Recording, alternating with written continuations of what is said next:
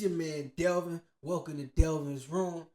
Man, let's talk this hip hop shit tonight. Does Jadakiss have a classic album? Now, many people would say Jadakiss have many classic verses. Many people would say Jadakiss has many classic songs. But something that's been thrown around for a while now, Jadakiss don't have no classic albums. Is this true though? Oh no. Recently, I went back and re-listened to a Jadakiss album that I bought when it first came out. Jadakiss, Kiss of Death. And I feel like this is the one album that's possibly a classic or borderline classic. And we gotta look into it, man. Because Kiss of Death is his most commercially successful album. This album went number one. His only album that went number one, right? And it had his biggest hit on there. Why? And all three of his songs that he dropped from this album charted. So commercially, this is the album that did it for Jadakiss, right? But critically acclaimed, how critically acclaimed was it? People loved it, the project, but a lot of people just ain't stamp it a classic.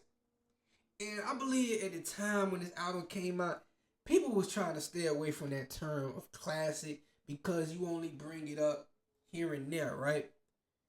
I believe this album should have been a classic or at least borderline classic, but this is the one album in Jadakiss discography that we gotta really think, bro, this might have been a classic. Because once you look at the track listing and you look at every song, it's really no bad songs on here. Now, there's some songs on here you might not want to listen to right then and there, but bruh, he had Kanye on here, he had Snoop Dogg on here, he had DJ Quick on here, he had Anthony Hamilton, of course, with Why, which is probably Jada's most conscious song of all time, which is dope.